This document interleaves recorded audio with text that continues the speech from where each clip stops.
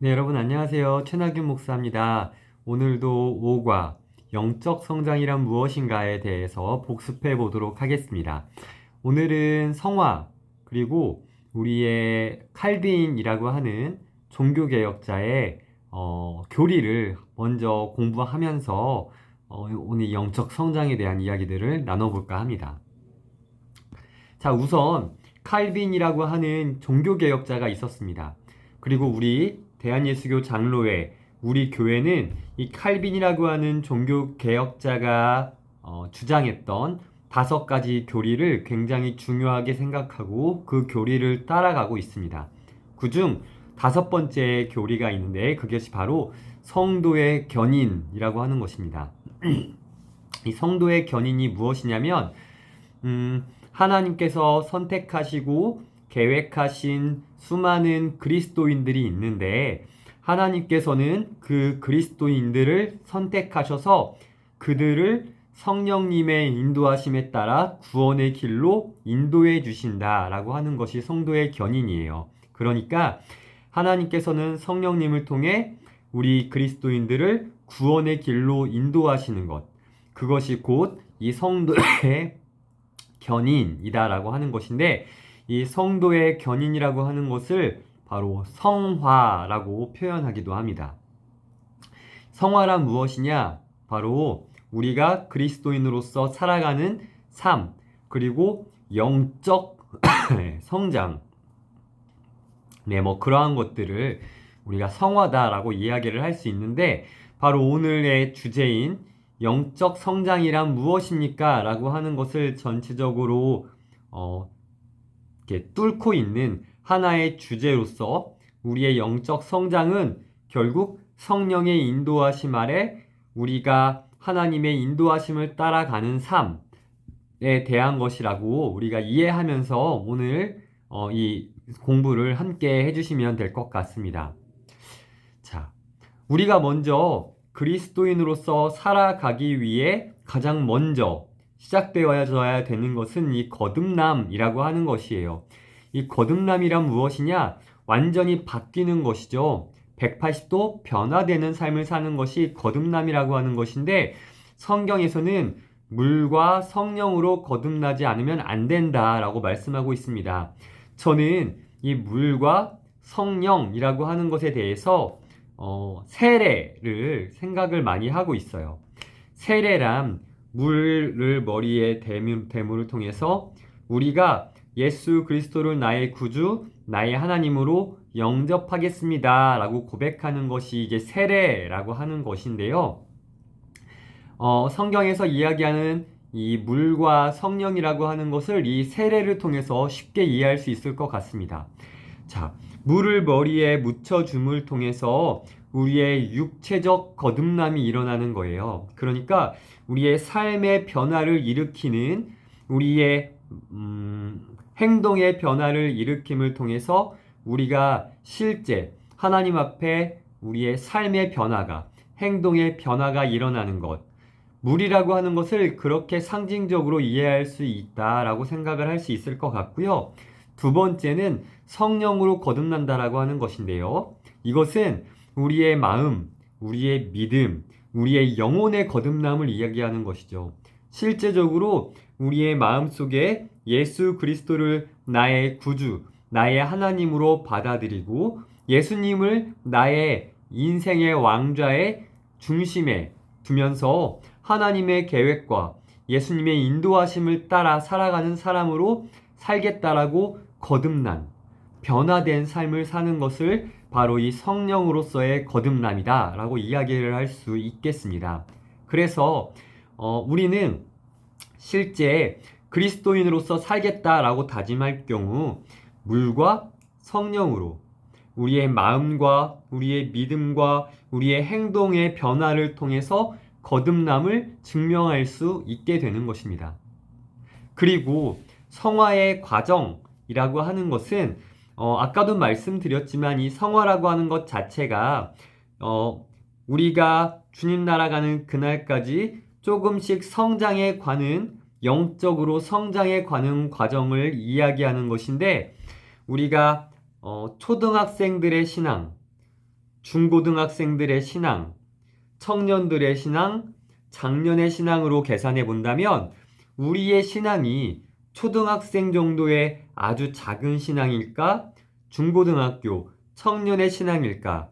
혹은 장년의 신앙으로서 아주 성숙한 신앙일까를 구분해서 생각해 본다면 우리의 신앙이 아직은 어리다라고 판단될 경우 조금씩 성장해 가는 과정에 있을 수 있다. 그래서 하나님께서 원하시는 것은 우리의 인생에 있어서 조금씩 하나님 앞에 가까이 다가가고 영적인 성장을 이루어 가기를 원하고 계시는데 그러지 못하는 우리들의 모습들을 하나님 앞에 회개하고 조금씩 성장해 갈 수 있도록 성령께서 우리 안에 역사하시는 것. 조금 더 우리가 가볍게 이야기를 하자면 우리가 그리스도인이다 라고 할 때 우리의 믿음을 지켜주시고 우리의 믿음을 인도해 가시는 분은 성령님이세요. 그래서 성령님의 인도하심을 따라 순종하며 성장하는 신앙을 가져가는 것. 그것이 바로 이 성화의 과정이다라고 이야기를 할 수 있습니다. 그러나 이 성화의 과정 가운데 성화의 가장 만족스러운 단계에는 이룰 수 없다라는 거예요. 성화의 가장 최고 단계에는 오직 예수님만 다다를 수 있습니다. 우리는 그 성화의 끝에 서 계시는 예수님을 닮아가는 삶을 살아가면서 그 위에 이를 때까지 최선을 다하여 주님을 위한 하나님의 말씀을 통한 성장을 이루어 가는 것이 중요한 것이죠. 그래서 성화의 과정은 주님 나라 가는 그날까지 계속됩니다. 우리 안에 만족스러움이 있을지 모르지만 우리의 영적인 부분들이 만족스럽다라고 여겨진다라면 그것은 어쩌면 교만함일 수 있어요. 하나님께서 우리를 바라보실 때 우리의 영적 상태가 얼만큼인지 어느 단계쯤인지가 중요하지 우리가 생각하는 우리의 영적 단계는 사실 중요치 않습니다. 그렇기에 우리는 더욱 겸손하게 우리의 영적 성장을 위해 많은 것들을 훈련되어져야 되고 많은 것들을 공부해야 할 필요성이 있는 것이죠. 그러나 우리가 영적으로 성장하기 위해 많은 노력을 해야 할 테지만 여러 가지 장애물들이 우리 앞에 놓여 있을 수 있다라고 하는 거예요. 그중 대표적인 것이 이 사탄의 유혹이라고 하는 것이죠. 사탄은 계속해서 주위를 돌아다니며 우리가 예수님을 따르지 못하도록 하나님께서 기뻐하시는 삶을 살지 못하도록 그저 아주 어린 단계의 아주 작은 어린이의 모습으로 어린이의 신앙의 모습을 가지고 살아가길 원하는 오히려 신앙을 버려버리게 만들어버리는 것들을 이제 자신들의 계획과 자신들의 유혹들로 우리를 그렇게 만들려고 하는 그런 유혹들이 있을 수 있습니다. 그래서 우리 그리스도인들은 참 많이 무너집니다. 넘어지기도 하고 쓰러지기도 하죠. 이 사탄의 유혹을 우리가 받지 않고 싶다 하더라도 어쩔 수 없이 우리는 모든 상황 속에서 모든 선택의 순간 속에서 모든 생각 속에서 이러한 유혹들을 받게 되어집니다. 특별히 우리에게는 육체의 소욕이라고 하는 것이 생기게 되면서 욕심을 가지게 되고요. 또 한쪽 구석에는 그리스도인으로서 하나님을 따라가야 되겠다라고 하는 성령의 소욕을 가지게 되어져요. 이 성령의 소욕과 육체의 소욕이 늘 싸움을 하게 되어지는데 누가 이기게 되느냐?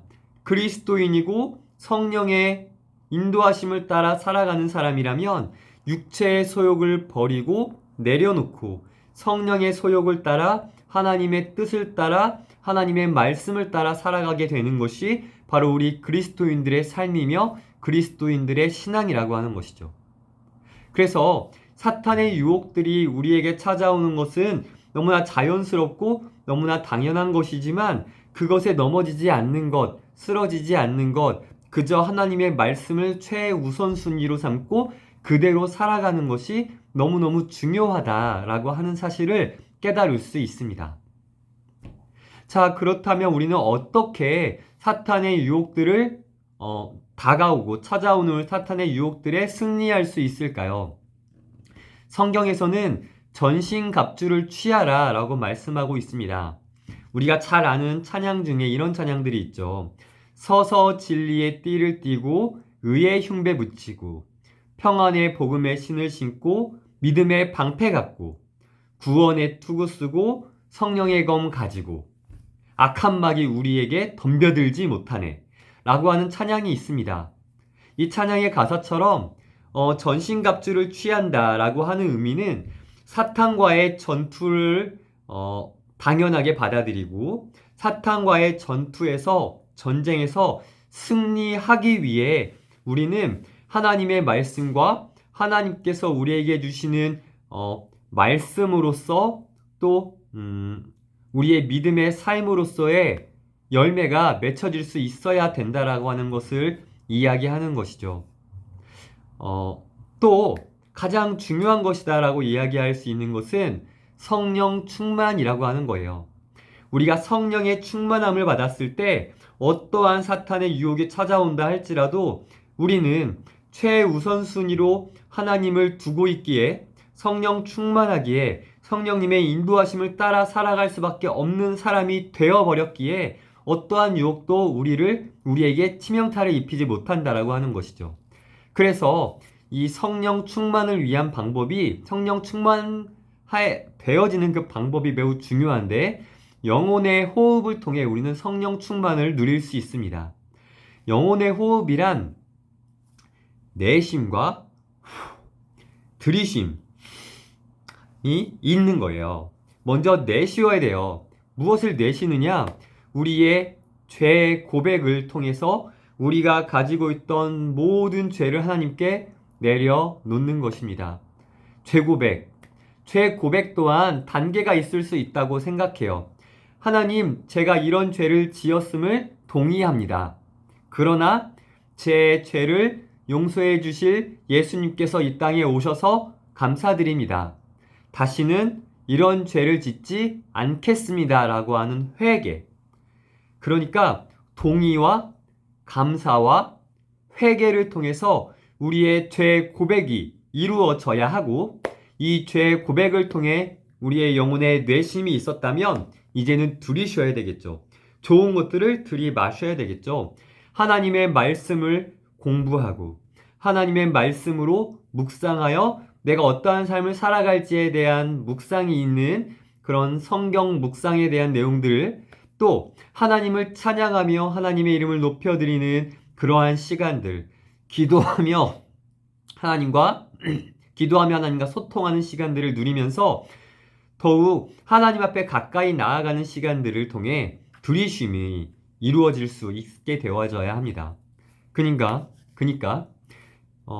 내심과 들이심이 함께 이루어지면서 죄 고백과 하나님과 소통하는 시간들이 함께 이루어지면서 우리 안에 하나님으로만 가득 채우는 우리 예수님 성령님으로만 우리의 마음과 우리의 영혼을 가득 채우는 시간들을 가지며 누리게 될 때에 우리는 성령 충만하다라고 이야기할 수 있게 되어지고 우리가 성령 충만할 때 하나님께서 원하시는 선택, 하나님께서 말씀하시는 모든 일들을 감당할 수 있게 되어질 것이에요. 또한 그렇게 성령 충만한 삶을 살게 되어질 때 우리는 열매를 맺게 되어지는데 사랑, 희락, 화평, 자비, 양선, 충성, 오래 참음, 온유, 절제 같은 그런 성령의 열매들이 우리의 삶 가운데 맺혀지면서 우리는 어떠한 죄의 유혹들 가운데에도 하나님께 나아가지 못하게 막는 장애물 속에서도 승리하며 우리의 영적인 성장을 이룰 수 있게 되어진다라고 하는 사실을 기억할 수 있어야 할 것입니다. 자, 그렇다면 우리는 우리의 영적 성장을 하게 되어질 때 얼마나 성장을 할 수 있어야 할까요? 아까도 말씀드렸지만 최상위, 가장 높은 단계에는 예수님 한 분뿐입니다. 그래서 온전한 사람이 되어 그리스도의 장성한 분량까지 이룰 수 있도록 우리는 영적 성장을 이룰 수 있어야 해요. 그래서 예수님을 닮아가는 삶을 살아갈 수 있어야 합니다. 그렇게 되기 위해 우리는 이런 노력들이 필요하다고 생각합니다. 성도들과 교제해야 하고요. 그리고 많은 것들을 나눌 수 있어야 하고요. 또 한 마음을 품어 하나님께 기도하며 한 마음으로 함께 하나님께 나아갈 수 있어야 합니다. 서로가 힘들 때 서로를 위로해주고 서로의 믿음이 약해졌을 때 함께 보듬어 함께 성장을 이룰 수 있는 그러한 시간들을 가질 수 있어야 하고요. 그리스도인으로서 또한 모든 이들에게 인정받을 수 있는 모습으로 살아갈 수도 있어야 할 것입니다. 이러한 노력들을 통해서 우리는 성령의 충만함을 누리며 하나님 앞에 더욱 가까이 나아가고 영적 성장의 풍성함을 누릴 수 있게 되어질 텐데요. 이런 이야기, 이 말씀들과 이런 이야기로 오늘의 결론을 내리고 싶어요. 영적 성장을 이룰 수 있는 방법은 너무나 많이 있지만 우리가 가장 중요한 것 중에 하나는 성경 말씀을 통해서 영적 성장을 이루는 것이 최우선순위가 되어져야 하고 또한 우리가 경험할 수 있고 우리가 누릴 수 있게 되어지는 여러 가지 영적 경험이나 우리의 생각을 통한 우리의 지성을 통한 성장 그리고 우리의 생각들을 통한 영적 성장을 이루는 것은 성경 말씀을 통한 성장을 이루어 가면서 조금씩 함께 성장을 함께 이루어져 가야 되는 것이고요. 그러니까 제가 좀 정리가 잘 해서 말씀을 잘 못 드렸는데 성경 말씀을 통해 가장 먼저 우선순위로 우리의 성장이 이루어져야 되고 이후로 그 다음으로 이루어져야 되는 것이 우리의 경험을 통한 영적 성장. 그 다음으로 이루어져야 되는 것들이 우리의 생각이나 우리의 지성을 통한 영적 성장이 이루어져야 된다.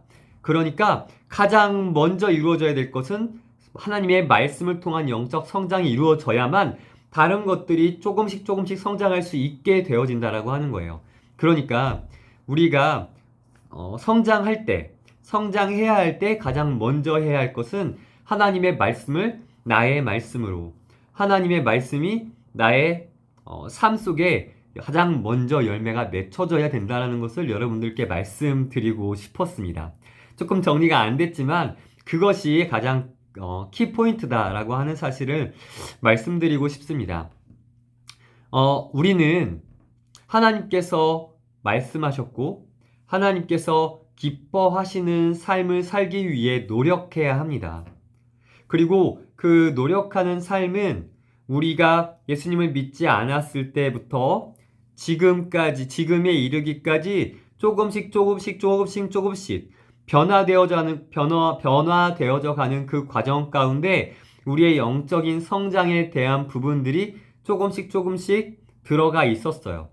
그리고 더 풍성한 영적 성장을 이루기 위해서 우리가 어떠한 노력을 해야 할까에 대한 부분에 있어서 조금 더 구체적인 부분들을 말씀드리자면 함께 할 수 있는 성경 공부 그리고 많은 성도들과 함께 많은 것들을 나누고 또 함께 할 수 있는 많은 이들과 함께 하나님의 말씀을 함께 묵상할 수 있는 시간들을 가지면서 또는 하나님의 말씀대로 순종하며 살아가는 그러한 삶을 살아가면서 우리의 영적 성장이 이루어질 수 있다라고 하는 것을 조금 더 우리가 구체적으로 생각해 보면서 살아갈 필요성이 있을 것 같습니다.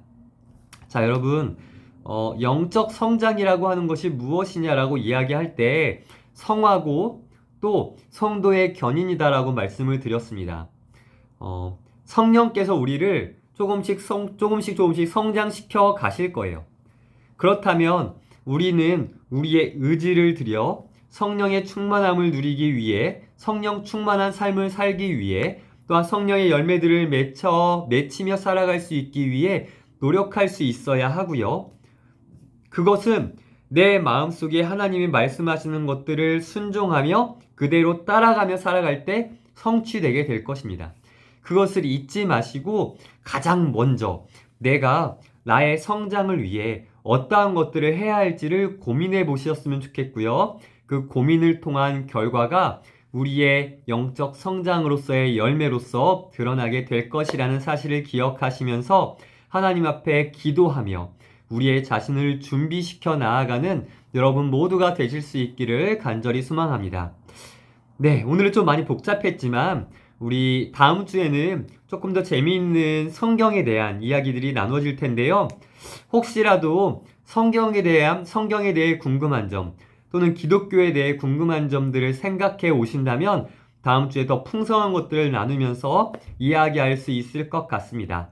자, 오늘도 수고 많으셨고요. 우리 다음 주에 함께 뵐 수 있도록 하겠습니다. 자, 여러분 수고 많으셨습니다. 다음 주에 봬요.